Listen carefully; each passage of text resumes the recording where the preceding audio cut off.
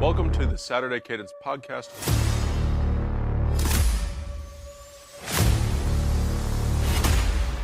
I'm Blake Biscardi, and remember, the Saturday Cadence Podcast is the heartbeat of college football. Anytime you hear somebody say, hey, there's not really a lot of great college football games on this weekend, chaos always strikes. Chaos always strikes. This is what we try to tell you. It strikes. South Florida takes down the Gators. Billy Napier, is he on the hot seat again? What happened in Gainesville? So, welcome into another episode of Saturday Cadence. My name is Blake Biscardi, and I am your host. We're coming off of a really big media week for our team. We told you that our coverage was going to be expanding. That started with Ohio State, Texas. We were there live in week one. Did some work at the Woody, so staying around Ohio State for the last 2 weeks. And then we got to do something cool on Friday night. If you were staying tuned to the socials, like we tell you, you got to see me be on the call with Josh Kassinger, our host of Bunch of Nuts, part of our Silver Bulletin Network. We called the Pickerington-North Pickerington Central game. That's one of Central Ohio's great rivalries. 10,000 people in attendance, a phenomenal game. Pickerington-North won 17-3 behind a really, really strong showing, about 200 yards from Andrick Thomas, the running back. He had two huge runs, one over 40 yards, and then an 86-yarder to ice the game there late in the fourth quarter, just broke through on third down. So really great experience doing that. That was for the Fairfield County Sports Network. But back to Saturdays. I would start with South Florida and Florida, but what I want to do right now is talk about John Mateer and Oklahoma. We're going to talk about them first to lead the show today. I thought going into that game, the battle was going to be at the line of scrimmage, and then it was going to be between the quarterbacks. Those were the two that we zeroed in on. And again, not rocket science over here saying like, oh, hey, on the Saturday Cadence podcast, these guys know something that the country doesn't. No. It wasn't anything special like that. We were just telling you that was the key to the matchup. And I think that was pretty widely known that those were going to be the areas to watch and areas we thought on the show. Michigan had the advantage there at the offensive line with the running game because they were able to find more success. Bryce Underwood, we thought, wouldn't be super rattled, but the game plan would kind of favor him, similar to what Ryan Day had for Julian Saint against Texas, and also what Steve Sarkisian drew up for Arch Manning. It's just something that you do to get the young quarterbacks comfortable, especially in a road hostile environment night game. His first time, Bryce Underwood, that is. John Mateer is a veteran. We thought he would be good. And the fear was, would Oklahoma become one-dimensional? They were not one-dimensional. They ran the ball for 138 yards. Now, that doesn't jump off the paper at you because John Mateer threw for 270. He was averaging 8 yards a pass, and he was also involved with his legs. Oklahoma was able to stay on schedule. And really the biggest difference before we really get into a breakdown of this game as we recap week two was Oklahoma was 9 of 17 on third down, 1 for 1 on fourth down. So 10 for 18 combined on third and fourth down. Michigan was 3 of 14 on third down, 0 for 1 on fourth down. So a combined 3 for 15. Not a recipe to win on the road if you're not converting in those situations. And Michigan had a lot of breaks go their way in this game too, where Oklahoma controlled this game more, so outgained Michigan by 120 yards. But really the thing was, Oklahoma won this game at the line of scrimmage. That defensive line won the battle against Michigan's offensive line. They put pressure in Bryce Underwood's face. I'm not sure if he completed a pass when he was under pressure on Saturday night, and that is something to watch, especially now. Sharon Moore is going to serve that self-imposed 2-game suspension over the next 2 weeks. They have Central Michigan, then they go to Lincoln, Nebraska to take on Dylan Raiola and Matt Rule and company. That's going to be a really tricky matchup for the Wolverines. So it's very important how they bounce back from this game. That's going to be something that we need to watch. Sharon Moore not going to be on the sideline. Bryce Underwood's going to go into another hostile environment. Kickoff still not yet determined what time that game will be. Could be a night game. So again, another hostile crowd for Bryce Underwood without his head coach on the sidelines. So we'll see if Michigan adjusts their game plan from there. But really, I thought John Mateer was phenomenal. He was 21 of 34, 270 yards, a touchdown. He did throw a bad interception that bailed Michigan out. So it was a great play. He just sailed a ball. But Mateer was in complete control of the game. If you were looking at these two quarterbacks and just taking it at face value, how were they faring in the matchup? John Mateer was controlling the game. You could see he looked comfortable. He was poised. He was involved with his legs. He carried the ball 19 times for 74 yards and 2 touchdowns. Mateer was all over. He was involved in all 3 touchdowns. And I thought he was the X factor in the game. I thought they controlled the game at the line of scrimmage. It was the complete opposite of what I thought was going to happen at the line of scrimmage. Now, I'm not surprised that Oklahoma won the game 24-13. That does not surprise me. I wasn't guaranteeing, oh, this is a lock for Michigan. I just thought because Oklahoma has struggled to run the ball this year, I know a short sample size, but then also last year, the offensive line really did not play well. John Mateer, new system. How comfortable would he look? Yes, Brett Venables had time to prepare for a true freshman quarterback, and Venables, we know, is a defensive mastermind, and he proved that his scheme and what he did, it confused Bryce a little bit. It was effective. They put pressure, gave him different looks. I thought it was a really, really solid plan from Venables and Oklahoma. But really breaking down the game, it came down to John Mateer and Bryce Underwood, and Mateer made the plays, and Underwood at times did, but not consistently. Michigan's execution as a team was lacking compared to Oklahoma. They were firing in all 3 phases of the game, even though things happened where Michigan still could have been in it late and had chances to tie the game and just blew it, or there's a missed field goal, and all these kinds of things would just happen. And Michigan, you'd be like, wow, all right, well, there was the opportunity, and it went away. In the red zone, Michigan settled for 2 field goals.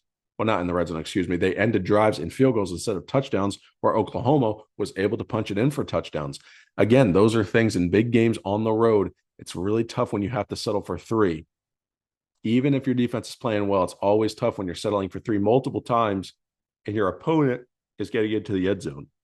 So those really were the big takeaways. I think Oklahoma, though, if John Mateer is this good and that defense continues to play with its hair on fire like that, I may, and I'm not ready to do this yet, I may have to admit that I was wrong on Oklahoma. A jury is still out, but for right now, I'm starting to prepare that apology toward Sooner Nation, because I didn't think Oklahoma would be quite there this year on the offensive line, but they could prove me wrong because Michigan historically has great offensive lines. Now we're going to get more data points and see, like when Michigan goes to Nebraska, if they go in there and get dominated again, okay, we're going to have to pump the brakes and reevaluate these teams. And that's what's so fluid about being there early in the season. Like I told you last week, don't overreact and then don't justify. What I mean by don't overreact, don't read too much into the results that you're seeing on the field in week 1 and week 2 early in the season. And then also don't justify your preseason predictions. Be like, Clemson's is a perfect example of this as we're transitioning out. A lot of people had Clemson high. I had Clemson in the top 5 to start. I have dropped Clemson plenty in my poll.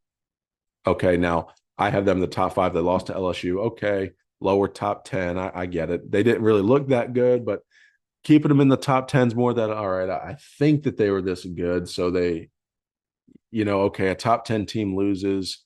They shouldn't really fall out of it because they played a good opponent. Just like Ohio State, Texas, the loser of that wasn't going to fall out, but Ohio State and Texas are in a completely different category than Clemson. So now Clemson, are they a top 15 team? I'm not sure. They struggled with Troy. I don't know if Clemson is a top 15 team in the country right now. So for me, if I'm not wanting to overreact with what I saw and be like, oh, Clemson's trash, they're done. Okay, that's a bit overreacting.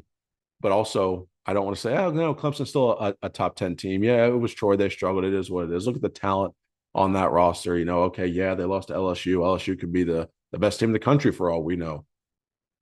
That would be justifying to keep Clemson in the top 10. And in my book, I think Clemson is in the mid to lower teens as a team.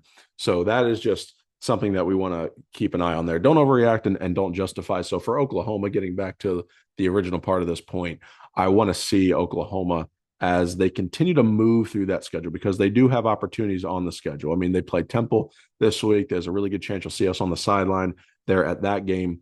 Then they've got Auburn coming to town on the 20th. That's, again, if we see trends with Oklahoma, hey, they're good at the line of scrimmage on both sides. The defense is going to play that well, and John Mateer continues to grow in the offense. Oklahoma legitimately could contend for the SEC. They do have the talent on that roster. Where the game we will learn the most about the Sooners is Red River, and that's on October 11th. That's the game that is circled and saying, all right, is Oklahoma legitimately a contender? Now, they may not win the game, but if that's a field goal game or if that's a touchdown game, Oklahoma controls it. You just got to look for signs.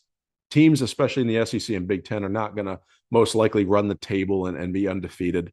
You just got to look for signs. What are they doing at the line of scrimmage? How does the defense look? Are they playing sound football? Are they taking care of the football? How many turnovers do they have? All these kinds of things. Those are questions you want to ask. What's the level of quarterback play? Can they run the ball effectively? You look at all these different areas of teams when you're evaluating them, especially early in the season. And for Oklahoma, that's what I'm going to zero in on now up until that Texas game. And then again, once they play. And another team that I want to talk to you guys about is Florida. DJ Lagway and Florida lost to South Florida. How about USF? They go and roll Boise to start the season, and then they go into the swamp. You know how difficult it is to go win in the swamp? And they go beat Florida 18-16 in an absolute rock fight.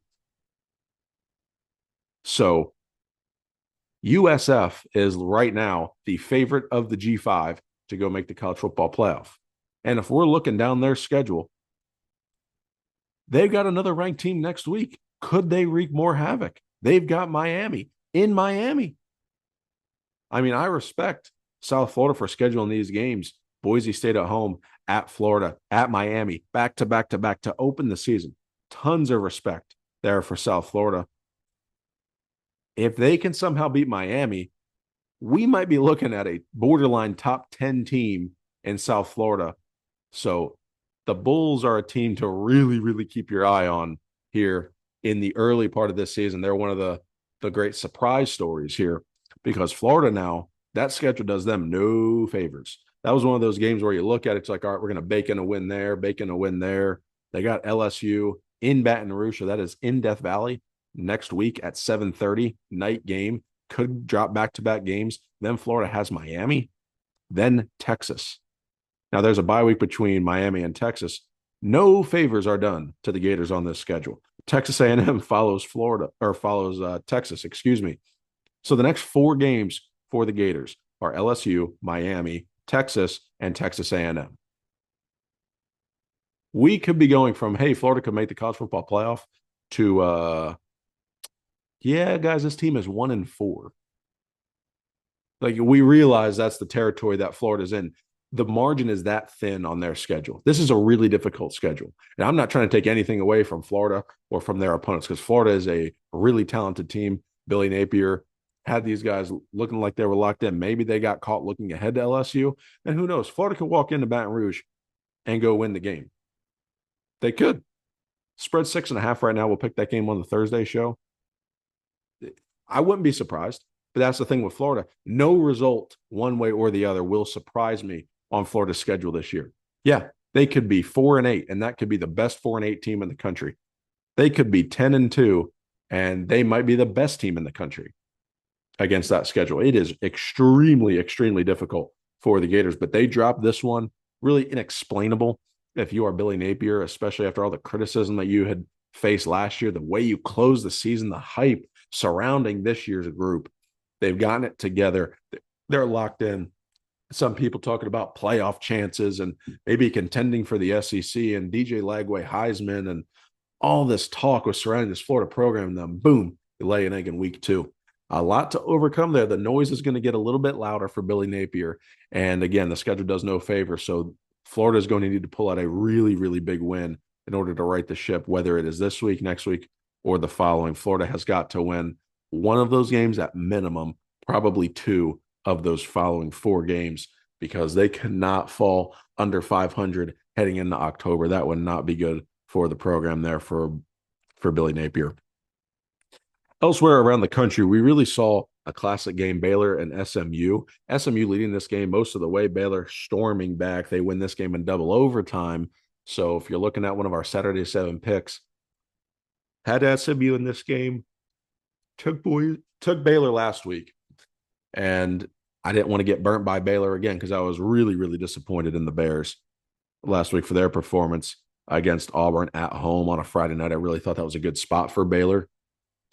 So I was like, you know what? Let me take SMU here. I like the Mustangs and what they bring back. It was a classic. I just, a little bit salty. I'm man enough to admit it. A little bit salty at that result, especially after picking they I've been wrong on Baylor both weeks. So, I do control what games go on the big board. I'm just gonna spoil something for you guys. Not gonna be seeing Baylor on the board for a little bit until I get over that. Just just gonna tell you. It's not gonna happen until I get over it. But it's just how it is, man. It's just how it is. Alabama, Ohio State, and Florida State all dog raced all of their opponents this week. They won by 70 points each. So no need to really break those games down. The offense got going. Julian Sand looked great, completed his first, I believe it was 16 passes. And then actually Julian Sand finished the day 18 and 19 for 304 yards and 4 touchdowns. So Julian Sand did not throw an incompletion. Well, Blake, it said 18 of 19. Yes, I know, but the incompletion was actually a completion. It just went to the defense. It was an interception in the top corner of the bottom corner of the end zone right in front of the pylon. Just a poor decision by Sand, tried to sneak a ball in there. And defensive back for Grambling State made a great play, jumped the route and got the interception there. So got to clean that decision making up from Sand, but otherwise a really phenomenal day for Ohio State through the air. Jeremiah Smith was involved over 100 yards and 2 touchdowns. Bo Jackson really, really impressed for the Buckeyes. He's a name that you want to keep watch on when I was on Bunch of Nuts earlier last week. Part of it, like I said, a major media week. Did 5 shows, broadcasted a game as the color analyst, and we had a lot going on last week, a lot of interviews. So it was a big week. Continuing to expand our coverage every day for you guys. Again, we appreciate your support. Just a quick commercial there in the middle. So Ohio State looks really good. They look really good. And another team that looks really good that no one's talking about that we're going to start talking about, Oregon.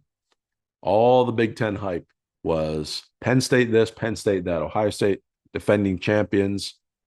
No one was talking about Oregon like that. Well, Oregon took personally Mike Gundy's NIL comments there, Dan Lanning and company, 69-3. I just told you those other 3 games, Ohio State, Alabama, and Florida State, they played small schools. This was a Power 4 matchup, 69-3. I'm just going to go. We're not real big on like box scores and doing that around here. We like to get into the nitty gritty of the games a little bit, explain what we saw, not just, hey, here's a piece of paper. This is what the results say, because papers lie to you.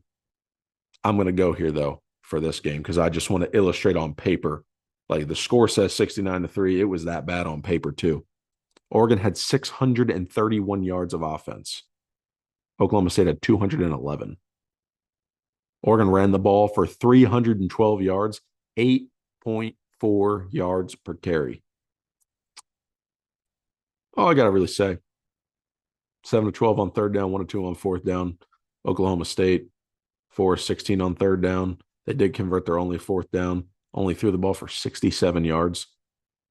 Just not a good day. Dante Moore and company looked really good. Moore was 16-21, 266, and 3 touchdowns.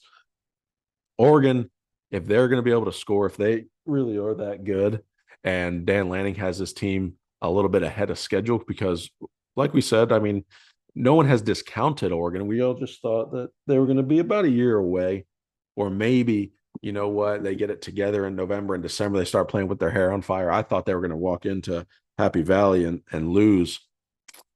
I'm going to reevaluate that pick. I'm not saying I'm changing it yet, but I'm going to reevaluate that pick because Oregon looks really, really good. And Penn State has not yet impressed me. I don't know if it's them adjusting to Jim Knowles' scheme. I heard some of the coaches talking over there saying, they're using heavy rotations. They're not really worried about style points. And that's fair. That's fine. But when you're struggling early in these games, like you're all right. Yeah, you go beat Nevada, but then you got FIU in town and you're only up by 2 touchdowns in the second half. It's just one of those things that kind of make you scratch your head. Again, a win is a win. You don't need style points really anymore in this new 12-team playoff format. They'll be fine. But just how these teams have played, Oregon looks like the team that's playing with a lot more energy. They're playing more physical. They're playing fast. They're scoring a lot of points. May mean something, may mean nothing. just something to evaluate. I want to keep Oregon on your radars if you're looking around the country. Lots of buzz around the Buckeyes, lots of buzz around LSU and Miami for their big wins. Tons of buzz on Florida State rapidly ascending. The Seminoles, my goodness, they're going to find themselves into the top 10 this week. They're checking in at number 10 in the AP poll. So the Seminoles, Mike Norvell, tip of the cap for the job that they have done. This is monster for the program. A complete turnaround. They need to keep this up because they've got Miami in a couple of weeks. So, like I said, these teams are not ones that we thought were going to be good this early. They're legit. Oregon and Florida State, I think those were teams, again, not in the same category, just more of a wait and see. What do they have? This could happen, but Florida State well exceeding expectations, and then Oregon just ahead of schedule. We knew that there was talent all across that roster. Dan Lanning's recruited extremely well. Great talent everywhere. Dante Moore, good quarterback, has some starting experience from UCLA. I like where the Ducks are trending right now. If you're looking at teams to buy stock in, I would take some Oregon stock if I could right now. Illinois, another team here. We called this upset a little bit wrong here. And yes, Duke, you fumbled a lot, so rude. But Illinois, credit to Luke Altmaier and company. The defense of Illinois really, really played well. 45-19. That game was really important for Illinois because that was that trap game spot on the schedule. Illinois is this team that's saying, hey, can they be this year's Indiana? That was the game where it's like, this is going to be a little bit tricky, making sure you're just aware, you're on alert of what's going to happen here. 5 turnovers for Duke. 5. So when you take Duke plus the points at home, thinking there's going to be an upset bid, yeah, there would have been an upset bid. 5 turnovers, though, there's not going to be an upset bid. Illinois, great job on defense. Brett Bielema up to the challenge, passed it with flying colors, 45-19. Illinois, a team to watch in the Big Ten. They do have Indiana coming up on the 20th. So keep your eye on that game, potential big noon kickoff spot. There to highlight both of those teams who are not usually on the pregame show. Clemson, this is the team I want to talk about real quick here as we're winding down the show. Clemson struggled with Troy, and I'm starting to get concerned. I am starting to get concerned.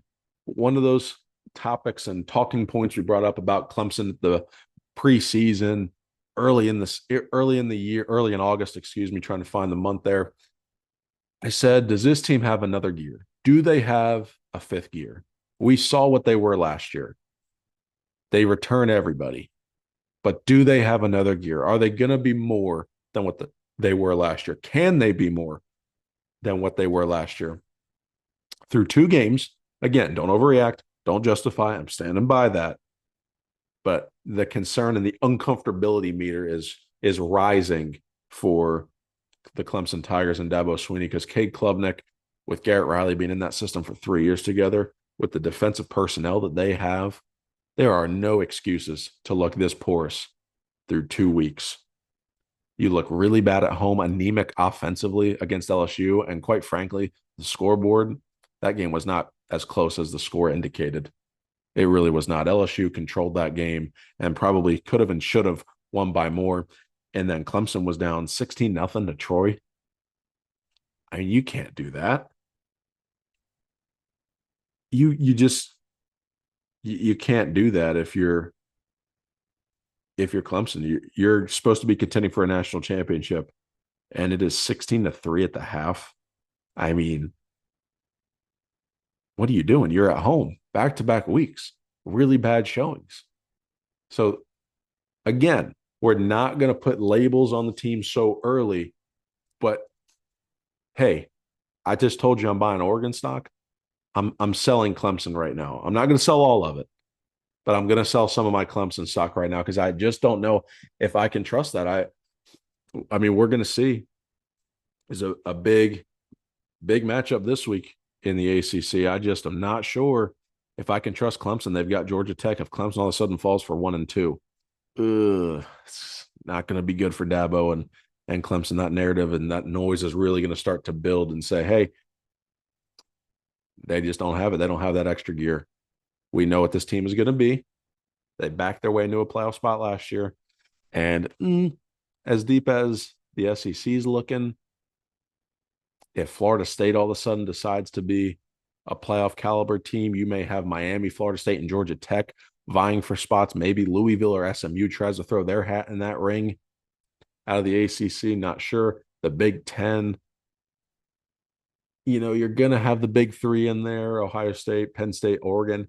Does Michigan or USC or Nebraska find their way up there? It's just going to get really, really tough for Clemson. If they go down to LSU, which they already did, and then they go down to Georgia Tech, and now you're sitting at 1-2, you don't have a marquee out of conference win. Yes, you'll have South Carolina later in the year with an opportunity to get that win, but it's going to be tough to start comparing resumes if that is the reality of a 1-2 start. So again, just keep your eye on Clemson. I'm kind of I'm not in on Clemson right now. And then the last game, the Cy-Hawk game, and then we're going to close the show out here. 16-13 Iowa State. We threaded this needle pretty nicely. Spread was 3.5. I said, hey, I'll take Iowa to cover. I'll take Iowa State to win. Figured this would be a 2 or 3 point game because it usually is recent history. So at least we got that going for us on our picks. A little bit of a slow start this year. We will do better as we learn about these teams. Like I said, the competitive balance is evened out. So it's good. It's good for the sport. We just have to adjust as we're making these picks. And, there was a little bit of fool's gold in some of these picks and preconceived notions. This is why we learn. This is why we adjust. This is why it's September. We're the money makers are in October and November. We'll have you guys covered. Don't you worry about that. So, like we said, we're selling Clemson stock. Don't sell Saturday Cadence stock. Just buy it. Trust us. We've got coverage coming to you in new ways. We're expanding. We've got great things on the horizon. Buy stock in the show. We appreciate it, guys. But a lot to recap there in week 2. Really fun slate for week 3. We're going to have a great show for you on Thursday. Make sure stay tuned to the socials on our entire network because, like I said, we've got lots of coverage for you guys. Stay tuned to our website at tsilverbulletin.com. Make sure you're following us on Twitter at tsilverbulletin, at Saturday Cadence. If you want to check out some extra content from me, you can go Blake Biscardi on TikTok, really trying to grow that page. So there's been some fun stuff there. You can see some of the videos we've done in the Woody or just experience videos and stuff from the games and just around different campuses and what we're talking about. You'll see some Oklahoma content, like I said, this week as they play Temple. So we'll get to see both of those two teams in person on Saturday. So looking forward to that matchup. That'll be at Lincoln Financial Field here in Philadelphia. So excited for that, guys. We appreciate you listening, making sure, like I said, stay tuned to the socials, stay tuned to the website. Our team's going to be there live from the Horseshoe again in Ohio Stadium to see Ohio take on the Ohio State Buckeyes. Yes, the Ohio Bobcats and the Ohio State Buckeyes, 7 o'clock on Peacock. Guys, we will see you on the Thursday show. Thank you for listening. We will see you on Thursday. God bless.